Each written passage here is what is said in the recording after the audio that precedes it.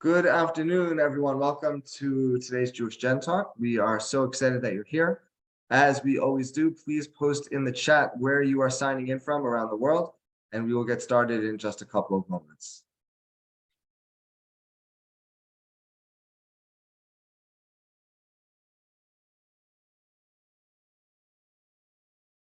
So we have Montreal, Newton, Massachusetts. I see. We have Beaver Creek in Ohio. We have David Bernstein in Switzerland. We have David Mark in Geneva, Switzerland. We have Sharon in San Francisco. I see the screen. Oh yeah, no, so I read it off for people also Yeah, to see. okay. We have Yvonne in London, Sarah Weil in Jerusalem. Sarah, thank you always for joining us every week. It's wonderful to have you with us. We have Debbie in Palo Alto. My family is from Baghdad. Okay, wonderful. We have Gail Justman in Wilmette, Illinois. Welcome. Gail does our social media for Jewish Gen. Happy to have you with us. For everyone who's joining, welcome to today's Jewish Gen Talk. We are going to get started in about a minute. In the meantime, please post in the chat where you are logging in from. We have people from around the world. We have Ann Hansen from Haifa in Israel. Saul Keston also has family from Baghdad. Naomi from Amsterdam. Sivan from Herzliya. Ellie Tomer, parents from Iraq. Actually, it's really nice. You know what? When you post where you're from, let us know if you have family from Iraq. Sarah Ben Ezra is from New York, but father is from Baghdad. Sila is from family from mother was from Baghdad, and Ani family is from Baltimore with family from Baghdad. Okay, we're gonna get started in just about a minute. Shelly Polero, welcome. Glad you're with us. Shiraz from England, born in Baghdad. Welcome to have you. Okay, we are going to get started. Welcome everybody to today's Jewish Gen Talk with Dr. Jacob Rosen Königsbuch. The topic today will be on the register of Baghdadi Jews who lost their Iraqi nationality in 1951. My name is Avram Grohl, and I'm privileged to oversee Jewish Gen, which is the Jewish Genealogical Research Division of the Museum of Jewish Heritage, a living memorial to the Holocaust. We are based in Lower Manhattan in New York City. If you have never been to the museum, I encourage you to please come. It's a very important place to visit. You can let me know. Be glad to show you around. And of course, if you have been to the museum, make sure you attend frequently, as there are many different programs taking place and we have new exhibitions opening up in the fall. A couple of notes about today's presentation. Number one is the session is being recorded, so we will place it on the Jewish Gen YouTube channel within a day or two following the session. So if not before Shavuos, then shortly afterwards. You can post questions in the Q&A, not in the chat. Please post in the Q&A, and we'll try to get to the questions at the end. Please keep your questions general in nature. It's very difficult to do personal research, but if there are general questions, Mr. Rosen is happy to go through them.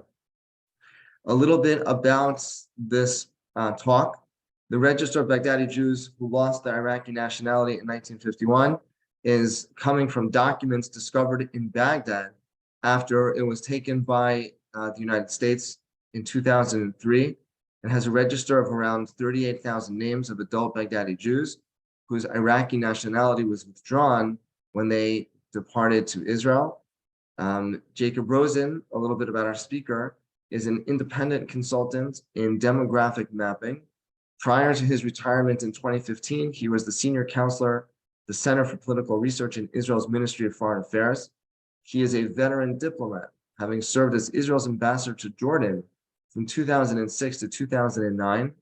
He's had other diplomatic posts in Atlanta, New Delhi, Cairo, New York, London, and The Hague. In November 2002, he took up the post of political advisor for international affairs to the mayor of Jerusalem. He is a member of the executive of the International Institute of Jewish Genealogy, Poland, immigrated to Israel at the age of 9. He served in the Israeli army from 1966 to 1969 and went on to earn his BA in Middle Eastern Studies at Hebrew University. He is fluent in a number of languages, including Polish, Dutch, English, Arabic, and Hebrew, which is amazing because I'm barely fluent in English. And he is the author of Crossing the Jordan River, The Journeys of an Israeli Diplomat, which was published in 2004.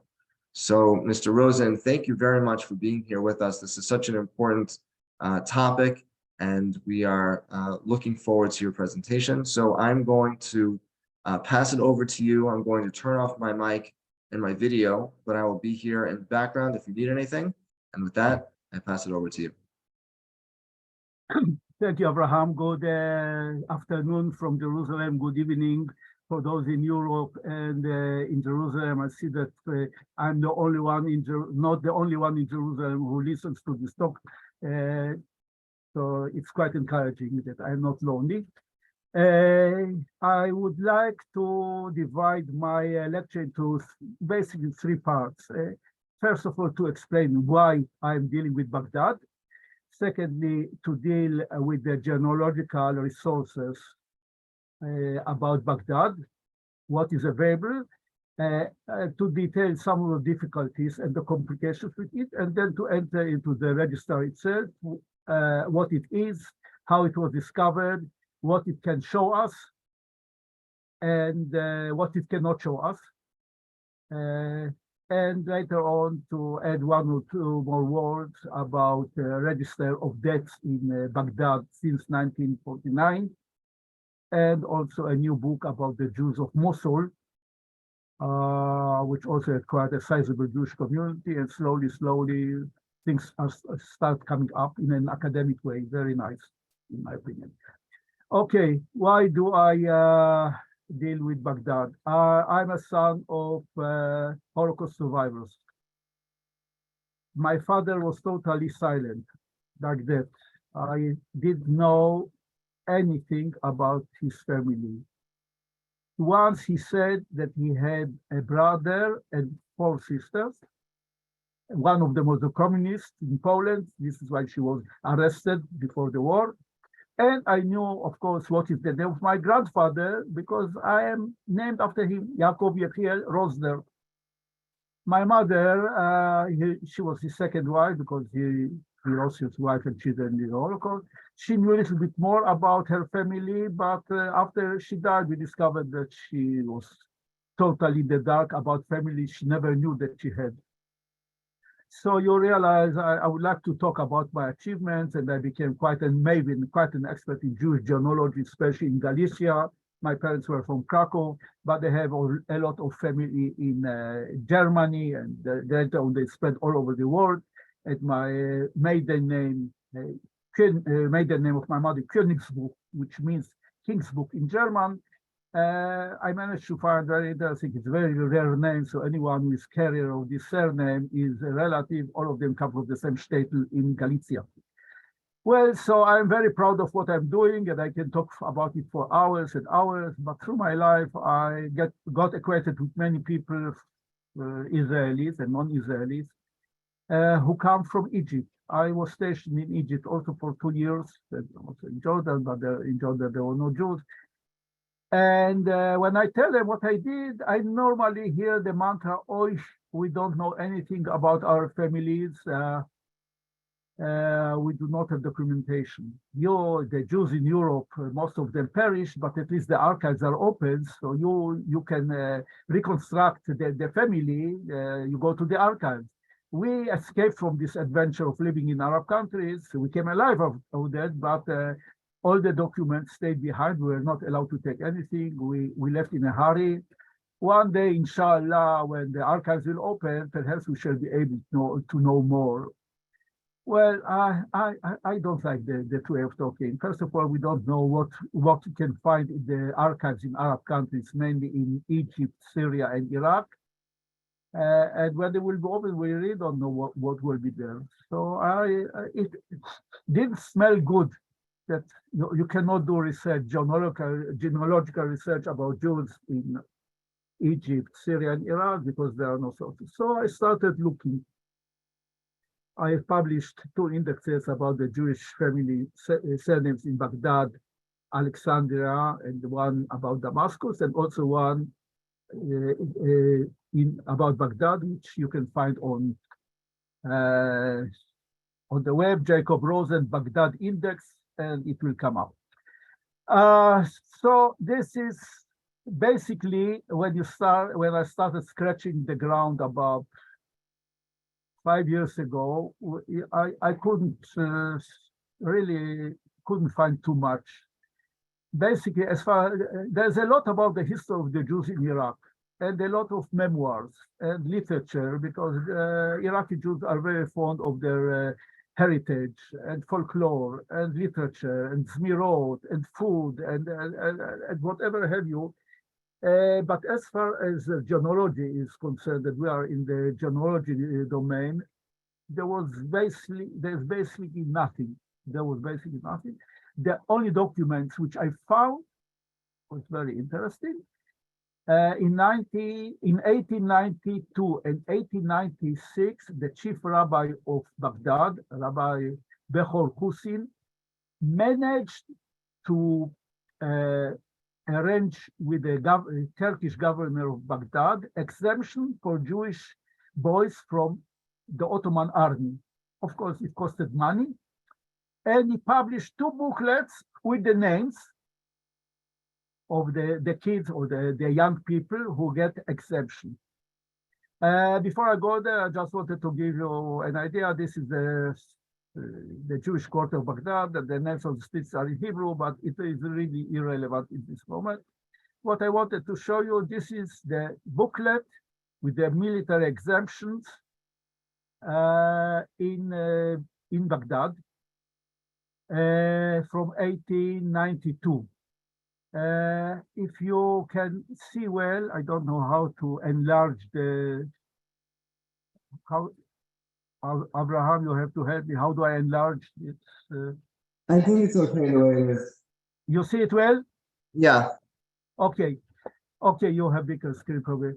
As you can probably see, on the left side, you have Hebrew alphabet. On the right side, you have Rashi script. However, it's Rashi script, but it is written in Arabic. Do you follow me? It is written in Arabic. وعلى هذه القاعدة مستعبر من دفتر توزيع كل اسم. It is in Arabic.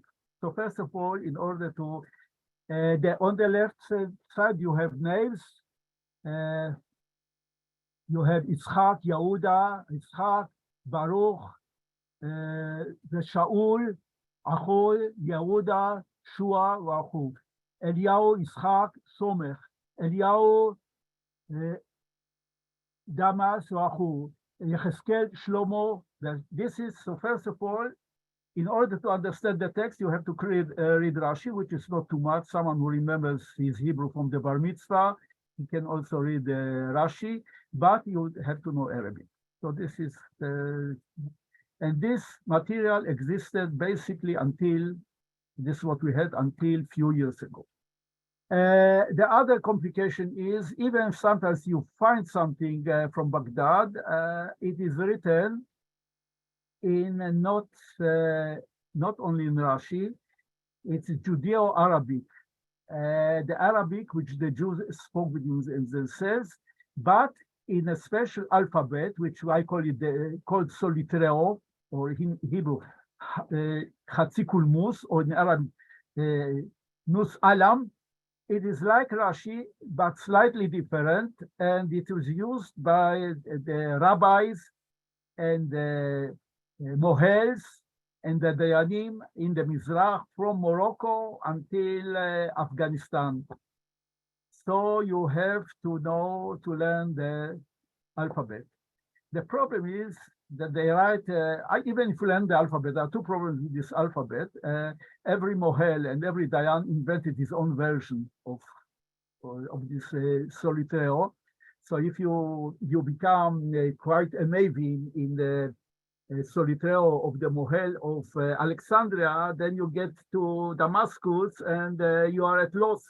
You have to learn something new. And of course, Baghdad is another case. This is something, this a dedication.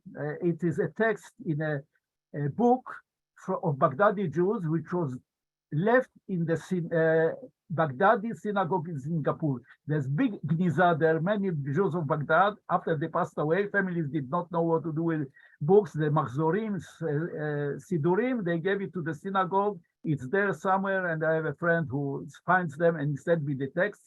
And you have to read it. I wrote it in Hebrew in a red pen, but it is not exactly in Hebrew because it's mixture. It's Imi Mazal Tov Bat Simcha Leil Shabbat Al Sa'a. Al Sa'a is already in Arabic.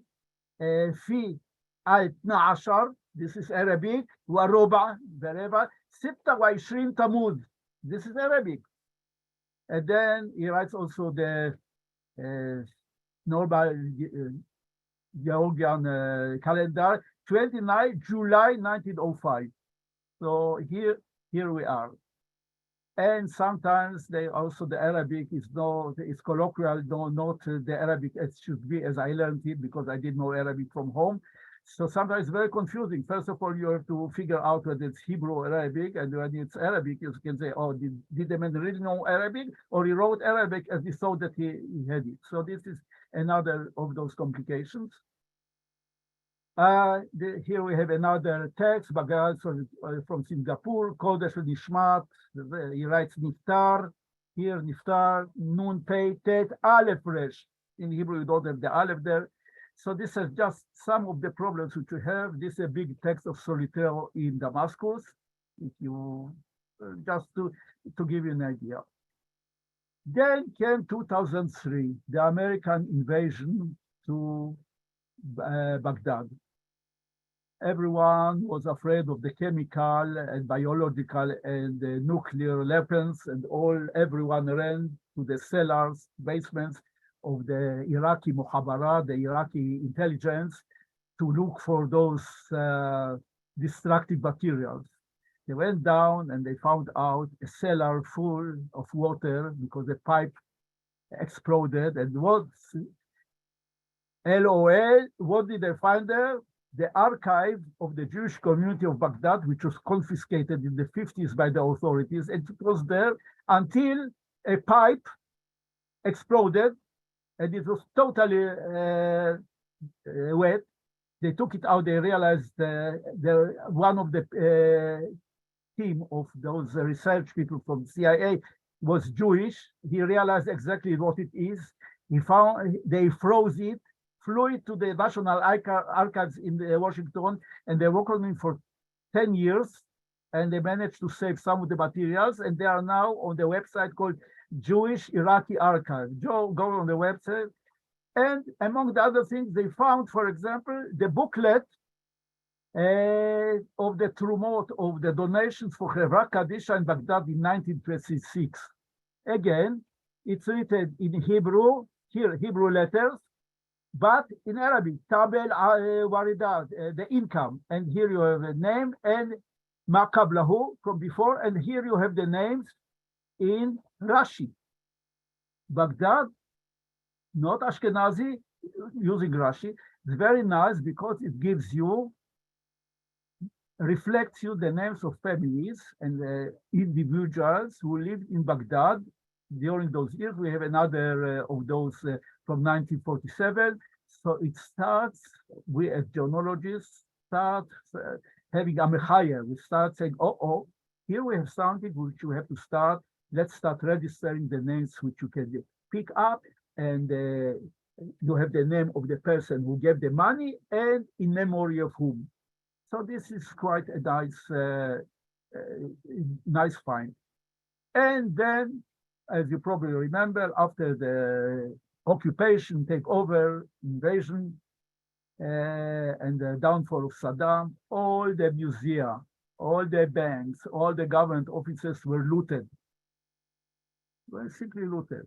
Ministries, all the books, documents, thrown through the window. As simple as that. One nice Shiite guy who lives from Baghdad, resides permanently in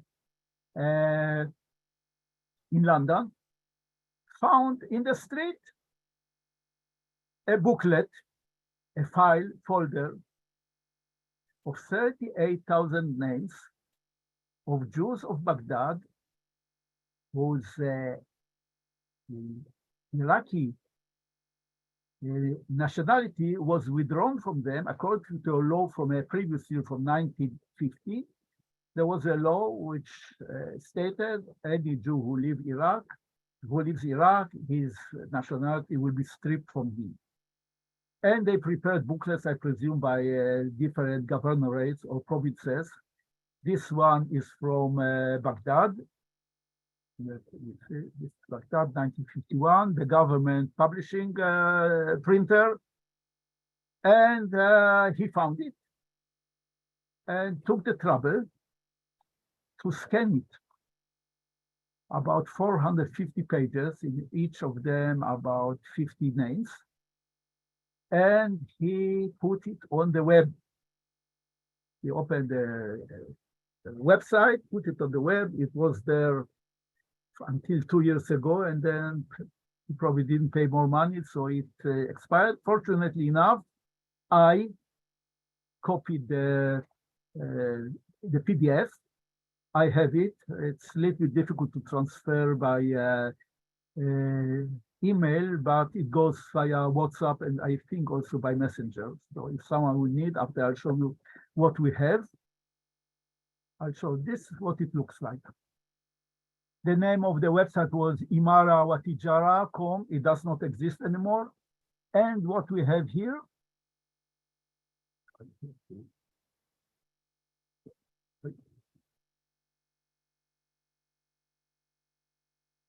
yeah, it's okay. It's organized like you know from old cemeteries. In many cemeteries, the surname of the dead person is not there.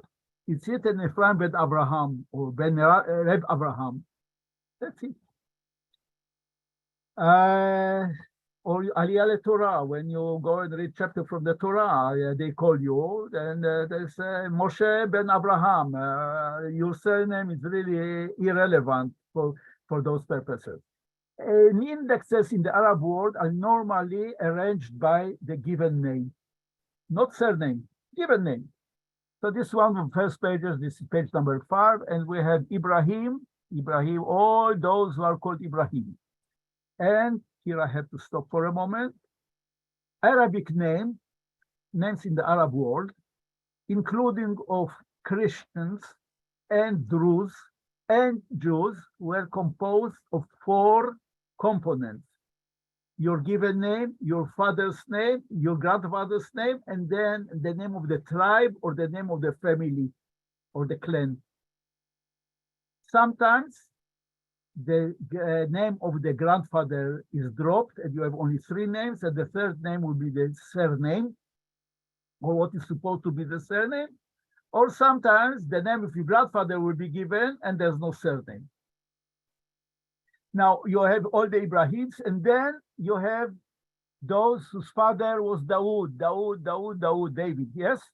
Ibrahim is Abraham. And then the third name is the grandfather, Yaqub, Shlam, Sasun, Chazkel, Shua, Israel, Shaul. Here suddenly you have a surname, Sha'ashu.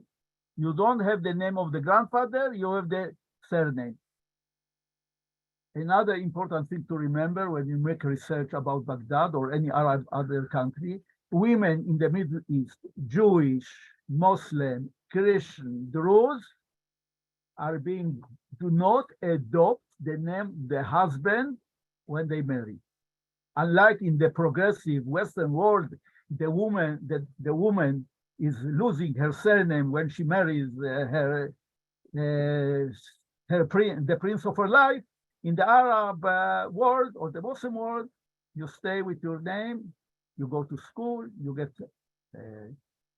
ID card, you maybe get passport, you get married, and when you die, you are buried under your given name, maiden name, which means you come and tell me, Jacob, I'm looking for this woman, the wife of Mrs. Toledano.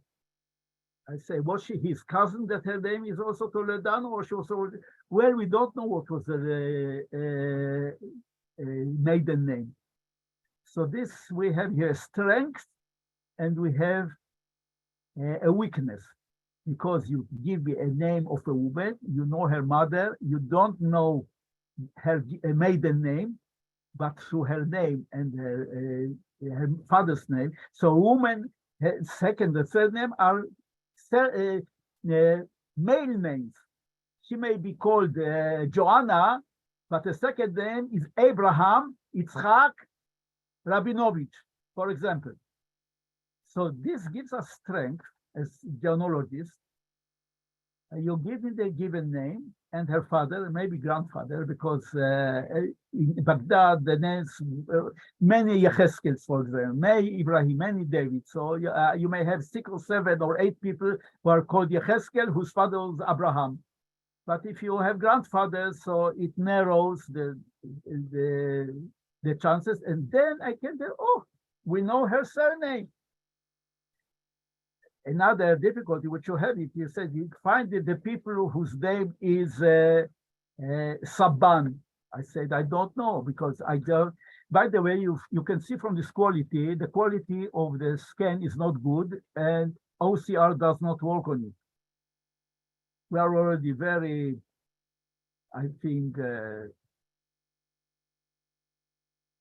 very user-oriented that we can look inside the text, whether it's word or optical character recognition. We are spoiled.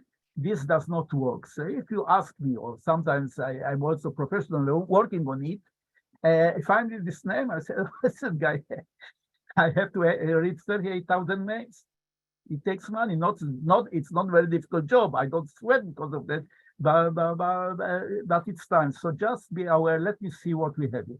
So we have here the name, father's name, given name, or surname. This is the number of the document in which is written that he gave up his citizenship or that he lost his citizenship. Why did the Iraqis do it? I presume that such documents exist also about Basra and Mosul, other places. Because if one day a Jew will come back and he will demand for his property, ask for his property, they will tell him, go away, you're not Iraqi citizens, you have no rights here, you are tourists, just go away. So, and the fourth column here is the year of birth. Very, very important, because if you tell me I'm looking for my great-great-grandfather, so I know that he was born probably at the turn of the 20th century or even earlier. But if you say I'm looking for my grandfather, he probably was born in the 1930s. So if you have 3 or 4 similar names, so this helps me to find things out. But here's a big but. There are few problems with those years.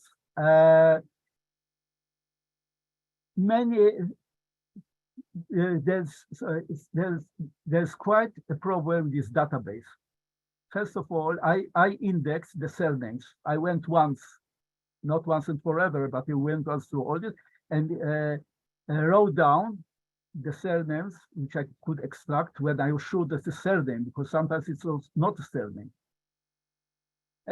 This is one thing that is so even if you know the surname, if you are trying to look for surname, you are not sure you'll find it because maybe the surname was not written.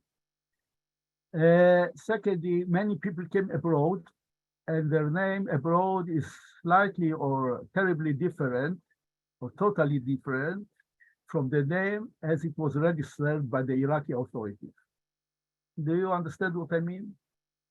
You are called Shmuel Ben Yaakov Rabinovich, but in abroad or somewhere else, you are called Sam Isidore Rabinovich. So this is so sometimes you really have to figure out what was the name. Another problem, which I just wanted to refer to it before, is that this register has only, I said, 38,000 people. The community in Baghdad in 1948, 49, 50 composed, we don't have exact figures, about 80,000 Jews. So how come we have only 38,000 Jews? Because they registered only people who were born before 1935. People were born before 1935.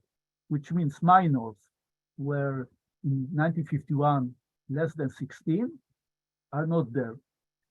So what you have to realize that behind every given name, behind every person here, a male or a woman, normally you have two another hidden souls. Two will have a hidden soul, and it is very confusing. But this is what we have. What I did not bring a slide of it, but in the the Iraqi Jewish archive, everything is on the internet, on the website, but most of it is in Arabic, a lot in Solitreo, a lot in Arabic, and a lot in Hebrew. So listen, guys, if you don't know one of those three languages or two languages and a half, you may face a difficulty. But you may not lose hope because you know that it might be there. So even if you do not read Arabic or you do not Hebrew or you do not read Solitreo, at least you know that one day or someone will be able to find it for you, luckily, because not everyone is there. Because first of all, one of just going back to the problems with this, this is only the Jews who left officially to Israel. First of all, there are Jews who did not leave in this period. The Jewish community in Baghdad continued until 10 years ago. About 12,000 Jews were left after 51. And in the 60s, some of left, in the 70s, few thousand left, and then so on and so forth. How do we know? How do we know? Because we have also in the state archives of Israel, someone in Baghdad was keeping the burials of Baghdad, Jews in Baghdad, between 1949 and 2001. Again, organized by given name and the date of death. So if you are looking for someone, you say, you come to me or to someone else, to a genealogist, says, Jacob, find me this and this person. I have his name. So, because we don't know where he is. So first of all, we are checking in the,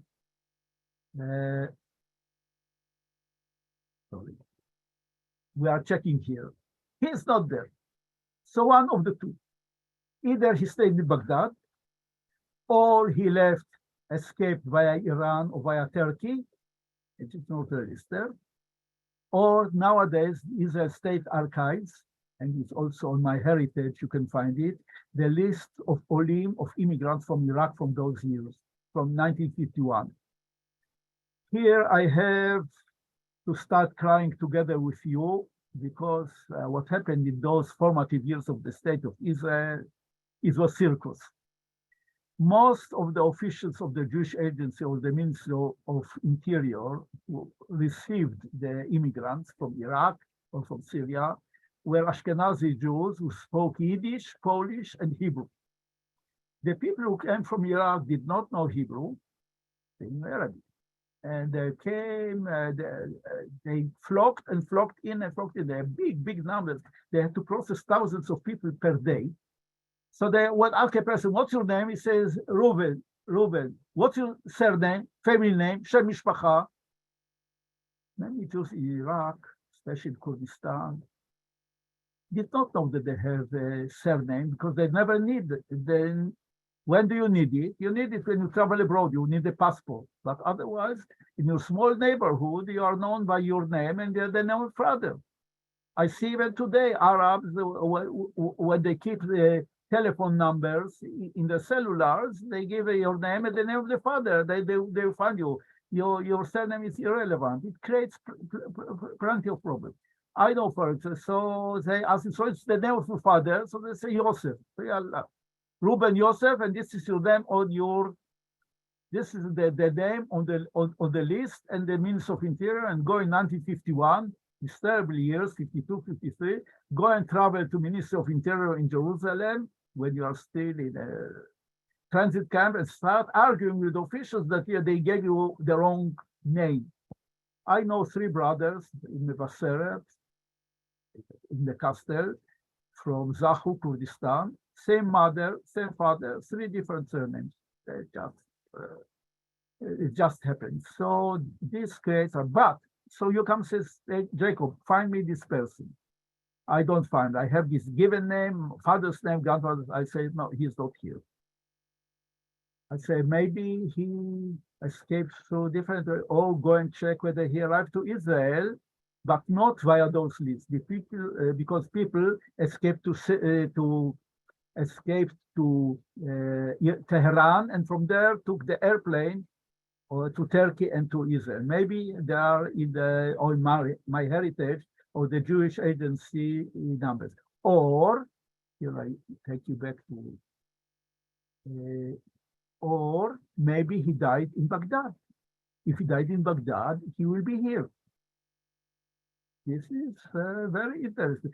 So by deduction and extrapolation, in many cases, you can know that the man either left to Israel or died in Baghdad, or if he did not die in Baghdad, maybe traveled abroad. You know, you have plenty of Baghdadis in London, Manchester, New York, Milano. They are all over the place. So this, I don't, this is not, I have a whole lecture about genealogy through Facebook, but then you have to start looking either through JewishGen, sometimes post a question, or through social media. You ask in the groups of Iraqi Jews whether you know someone, and so on and so forth, something so much. So this is basically the documents which we have, but I wanted to show you because I think we are reaching more or less the point that we would like to have some questions and answers. This is a wedding invitation from 1935. I liked it very much. It's an invitation for a wedding. You see this nice spot of wine. Probably someone was so excited from the wedding that he dropped some wine from his glass. But look what is written here. Yirbu Smachot B'Israel in Hebrew. Abu El Khatan. It's Aleph Lamed. This is those who are acquainted with rabbinical writing. No, it's Aleph Lamed. Abu El Khatan. Abu is already in Arabic. Abba. Eliyahu, look how they write. Aleph Lamed, Yud Yud Hei, Nisim, Shmuel, Aleph Lamed. And here, Hebrew letters. Natashara b'chudurkum Yom El Hamis Al Muwafik, Asha October Al Tismia, Hamsa wa Talatin, Asa Arba wa Talatin, Zawiya Masa'an, the Ajil Ikhtifal Kiddushin, Salim, Najia, b'chudurkum. Kiddushin was Subchia fi Madrasat Shamash. Shamash, a very famous Jewish school in Baghdad. So look what a mixture of languages. But by the way, Bichudurkum is not written in proper Arabic. It's written in Hebrew characters, but the Arabic, this vav here should not be there. It's not doesn't exist. And here we have when you're looking for Baghdadis. There was big contingent of Baghdadi Jews living in Tehran, in Iran. They have their own synagogues. I have a nice photo of it. And you can see from the digit here, this is not Arabic digit, it's a Persian digit. And this is a tzaddik, Bani Dabul. It's not, it should be Dabul, don't go there, but Dadi Dabul, Tarikh Tawallad, born in this year, Mutawallad Baghdad, born in Baghdad. So maybe your person did not go to London, did not go to New York, did not go to Israel, did not die in Baghdad. Maybe he's buried in the Jewish cemetery in Tehran, just, you know. And another thing, this is very important document, among those which are found in the Iraqi Jewish archive in the basement of the Iraqi intelligence. There was big pogrom in Baghdad in 1941, inspired by pro-Nazi Arab nationalists. about 180 Jews were murdered. By the way, they are considered to be Holocaust survivors or Holocaust victims, and you can find their names also in the databases of Yad Vashem in the Hall of Names. And the Jewish community in Baghdad, 80,000 people. It's a good, well-established community which had its own schools and everything. I will not delve into it. But later on, they had reports about which properties were damaged. And here you have very nice report with the owner of the shop, mainly properties, because they did not really destroy houses, they mainly destroy businesses of Jews. The name of owner of the shop and the one who was working here, and what is his profession, and what was stolen from there, and how much, what's the damage, financial damage in Iraqi dinars. So also here you have about 30 pages of those. Also there, 1941, you can know who were the owners of the businesses in Baghdad. There's also the Baghdadi Chamber of Commerce from 1946, where you have many, the main businessmen of Baghdad, many of them are Jewish. So this is just be aware of them. I mentioned before Mosul. 12 years ago, an Iraqi student in the University of Mosul. Mosul, you probably remember, it became the capital of ISIL when Daesh came to power. He wrote a PhD about the Jewish community in Mosul until 1951. As you remember, I complained that there's no access to archives. So if a Jew wants to enter an archive in Baghdad or Damascus or Alexandria or Cairo, he probably will not get access there. Even if a foreigner with a non-Jewish name will try to start digging, probably he'll not be granted the access. But this guy is a pure Muslim, and he is a student at the university, and he had access to the archives of the municipality of Mosul. And he had access to the local newspapers in Mosul from this period. And look what he finds there. He gives lists and lists of all the Jewish businessmen according to profession.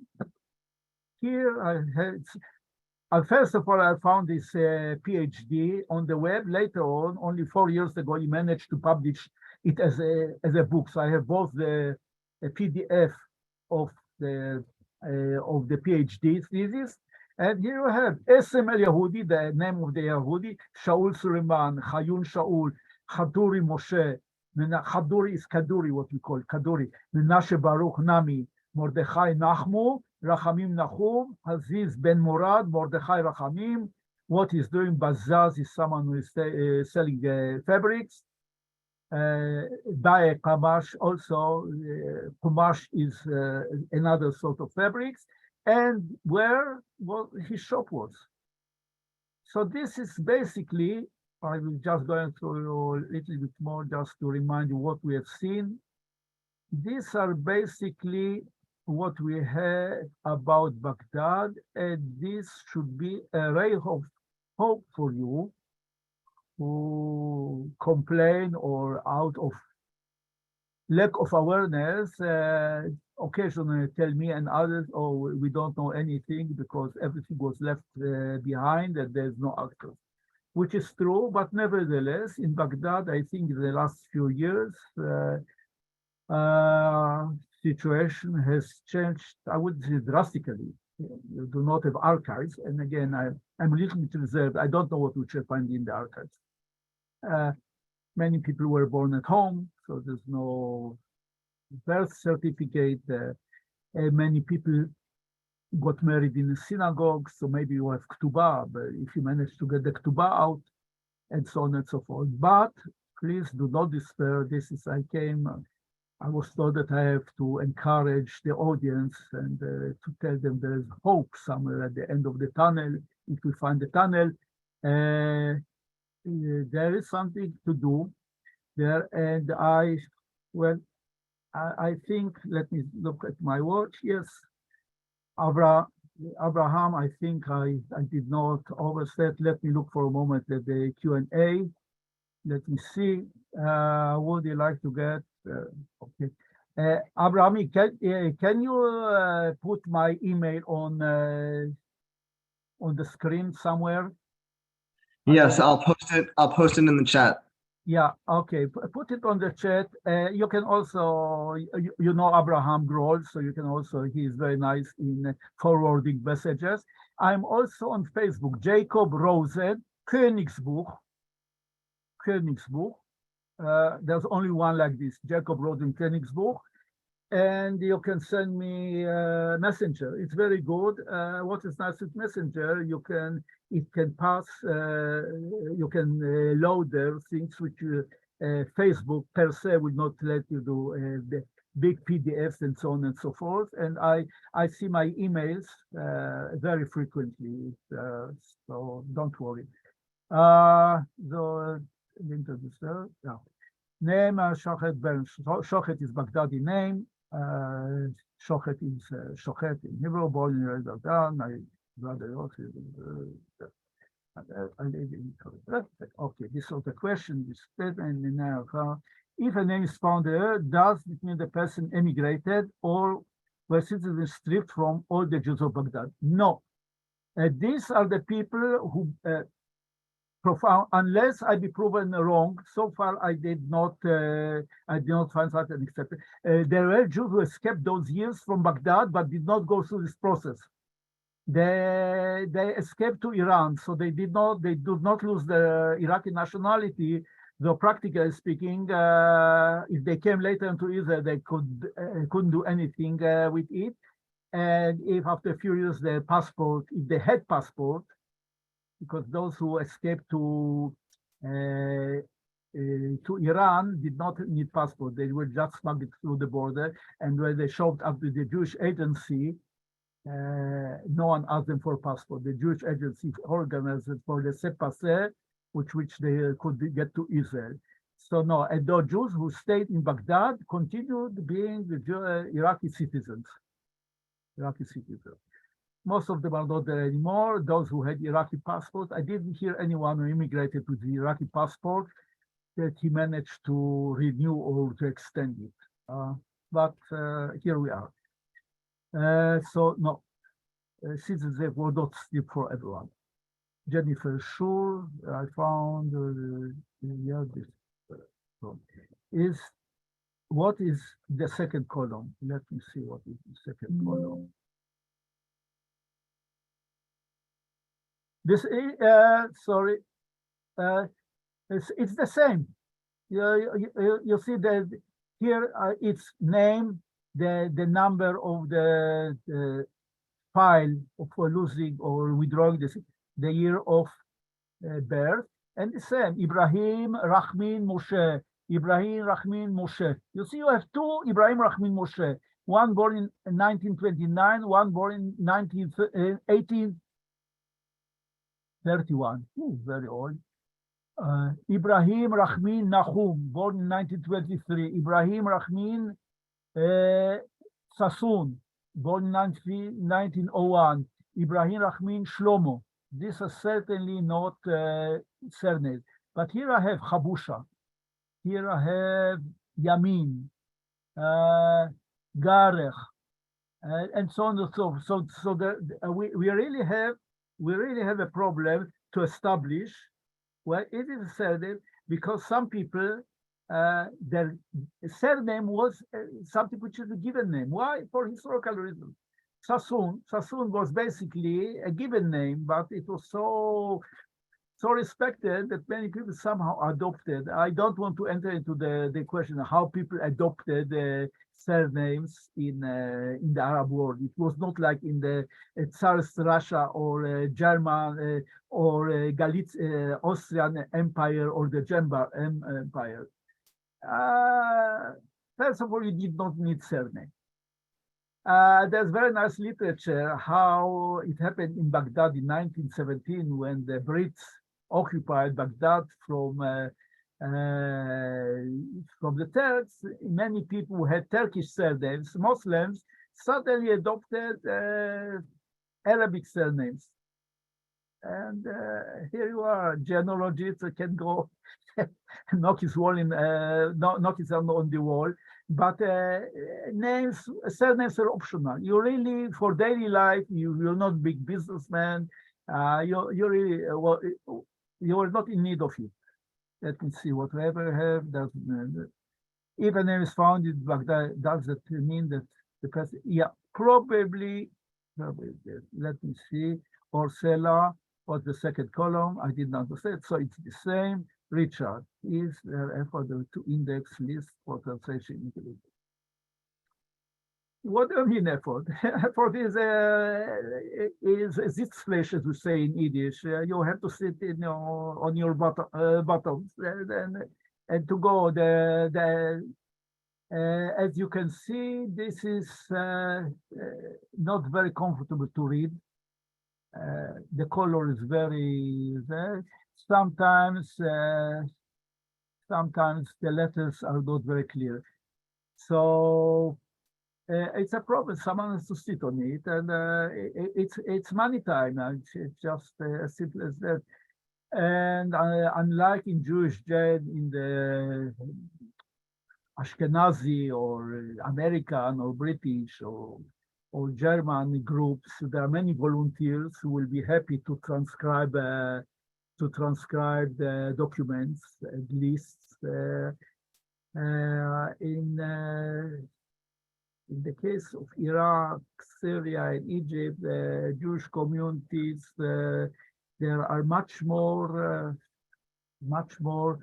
concerned with preservation of the heritage, folklore, food, literature, plenty of memoirs, but barely started real genealogy. There is a section of Sephardic genealogy on JewishGen, but compared with other groups, it's not yet in the place it should be. Because I see this dire situation. I'm not that young anymore. The people who can help me with indexing names from Egypt, Syria, and Iraq are also not young. Fortunately enough, most of them are somehow, or member of their family is on the internet, Facebook mainly. But in 5-10 years, there will no one to talk to. So what I'm at least trying to bring the ingredients. If someone is going to do in the future, some I'll give you an example from life. In the middle of the night, you feel bad that you don't know what happened. A member of your family will tell you, "Let me take you to the emergency room. Let them see what's the matter with you." So you go there, you spend some time registration, see whether you have the insurance, the regular stuff. Then they take your blood pressure and samples blood, and you lie there for 2 hours. Your family wants to kill the doctors because they do not attend to you. But after 2 hours, they come with the results of the blood test and say, well, your red cells are okay, your white cells are okay. This is your cholesterol, your sugar, whatever you have there. You see, I'm an expert in blood tests at my age. And they will ask you, okay, maybe you ate something wrong or took too many medicines. But you cannot research community if you don't have the ingredients. Who were the families which lived there? Now, Baghdad or Damascus were well-established communities where there was not too much of social movement for centuries. But look at Alexandria or Cairo, this community which grew out of 10,000 people each at the turn of the 20th century into 45,000 each by 4851. People came, it was like a bus terminal, an airport terminal. People came from Russia, from the Middle East, from Turkey, from Iraq, from Syria, from North Africa, whatever have you. And you look at the surnames, And you say, oh, wow, here we have Karaites, we have Ashkenazim, we have Baghdadis, we have people from Aleppo, surnames, because surnames are very distinctive. Well, I don't have to tell members of Jewish Gen how distinctive names it can be. So if I extended my answer, an effort should be done. I don't know whether you find volunteers for it. It's again, you don't have to have IQ 950. You don't have to be a genius to do that, but you need the time for that. And if someone's willing to start with it, but it's of course a question later on what is transliteration? Is a fixed rule? How do I transcribe this name, transliterate the name in a uniform manner or not? Okay, I think I spoke enough about that. What else we have, Richard? Was the list created by Jewish government of Iraqi who immigrated during the same period? Is it available? You should go to the materials are found in the Israel State Archives, but I think go to MyHeritage. It's a commercial company, but they took it upon themselves. About a year ago, they made an announcement, and you can search them. What they actually do, they did index. They took the list of the Olim, of the new immigrants, which they had there. They scanned them and put them on the internet. That's it. But it's got good for nothing. It's good, but it's not perfect because there was a lot of confusion. Names were changed. The person as he's known now in Israel or even in England is not necessarily the way he was born he was known in Iraq. You know, the religious people among you and Abraham and certain knows when you have rabbinical literature, it's there was big problem with get the divorce act. How do you spell? How do you write the name? The Hakarui or the Mitkare or the name? Whether it's a person, what's his name? How is being known in his community and how it's being known outside in the business world. So this may be confusing, but this is the fun of being a genealogist to overcome this hurdle. Someone says, Erev Tov, thank you very much. Yeah, okay. Okay, so what is there a way to search the database? If you want, I can, yes, there's a way. I can send you the PDF and learn Arabic and start going name by name. Welcome to the club. Sorry. Well, also a link to it. Okay. It looks like computers have a pretty good job. Did Google Translate manage to oh, this is Gilead, please count. I would write it later on. I did know that Google Translate is able to overcome this text. But let me tell you, Abraham, do we still have 2 minutes or? Sure. Yeah, let's do 2 minutes and then we'll wrap up. Okay. There is,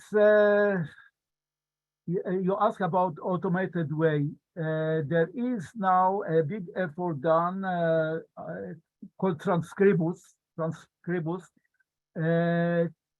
to take a written text, especially of the Inquisition archives, and to turn them into a printed text.